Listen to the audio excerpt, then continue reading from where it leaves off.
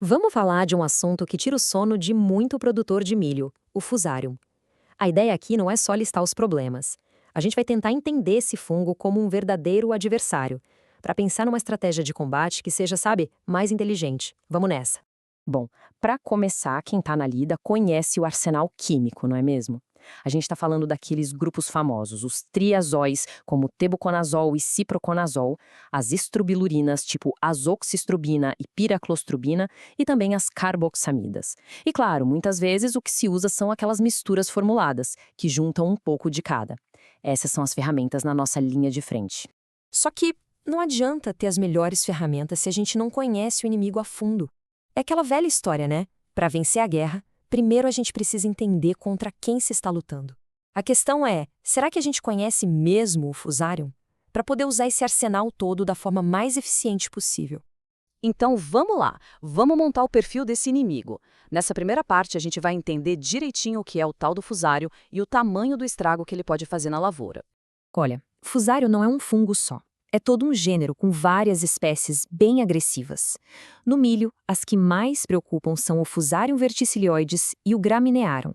E eles são a causa de uma série de problemas, desde a podridão lá no colmo, que enfraquece a planta, até a podridão que ataca a espiga.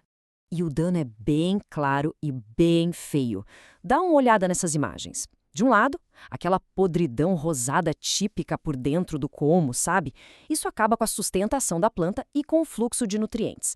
Do outro lado, o mofo, aquele mofo branco ou rosado na espiga, que afeta direto a qualidade do grão, o rendimento.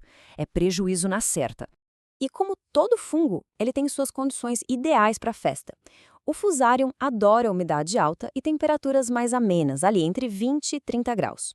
Junta essas duas coisas e pronto, está criado o ambiente perfeito para ele se espalhar e infectar a lavoura toda. Certo, já sabemos o que ele é e do que ele gosta. Mas como é que ele se movimenta por aí? Vamos entrar agora na segunda parte para entender como esse patógeno viaja e se espalha pelo campo. O Fusarium é o que a gente pode chamar de um mestre do oportunismo. Ele usa a própria natureza a seu favor. Os esporos dele são tão leves que o vento leva para todo lado. A chuva funciona como um trampolim, jogando os esporos que estão no solo ou nos restos de cultura direto para a planta. E não para por aí. Ele pode vir de carona em sementes infectadas, passando o problema para a safra seguinte, ou até mesmo aproveitar ferimentos causados por insetos para entrar na planta. O ciclo de vida dele é perigosamente simples. Primeiro, ele sobrevive ali, na palhada da cultura anterior, no solo. Depois, quando a nova safra começa e as condições ajudam, seus esporos se espalham. E por fim, eles caem na planta nova e infectam tudo de novo. O ponto-chave aqui é essa capacidade dele de ficar na área, de persistir. E essa capacidade de persistir é o que nos leva para a terceira sessão. Vamos focar agora em como e, principalmente, onde o Fusarium se esconde entre uma safra e outra. Agora se prepare para este número: 18 meses. É isso mesmo, 1 ano e meio. Esse é o tempo que o Fusarium pode sobreviver nos restos culturais. Ele fica ali, quietinho na área, esperando a próxima oportunidade de atacar, mesmo que não tenha milho plantado. É uma capacidade de sobrevivência impressionante, para não dizer outra coisa. Então, onde exatamente ele fica escondido? A fonte principal, como a gente viu, é a palhada, os restos da safra anterior que ficam no solo. Mas não é só isso. Ele também pode estar em sementes contaminadas, no próprio solo ou até em outras plantas, como algumas gramíneas, que acabam servindo de ponte entre uma safra de milho e a outra. E aqui tem um ponto que é fundamental. As nossas próprias práticas agrícolas podem, sem querer, ajudar o inimigo. A monocultura, ou seja, plantar milho sobre milho, e o sistema de plantio direto, por mais que tenham seus benefícios, se não forem bem manejados, podem acabar aumentando a quantidade de inóculo na área. É como preparar o terreno para o ataque do ano seguinte. Ok, com tudo isso em mente, como é que a gente vira o jogo? Nessa última sessão, vamos conectar todo esse conhecimento para pensar numa estratégia de controle mais inteligente, mais completa. Essa citação de pesquisadores da área confirma exatamente o que a gente estava conversando.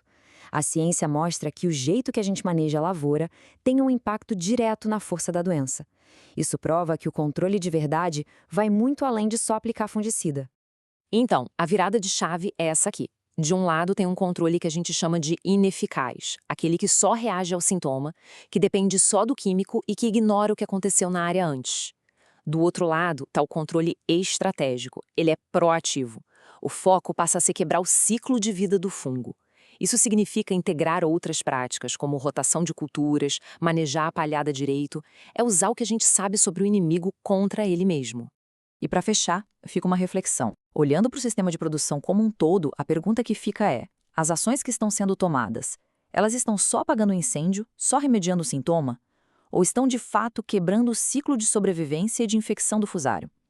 A resposta para essa pergunta é o que pode definir o sucesso de um controle que seja realmente duradouro.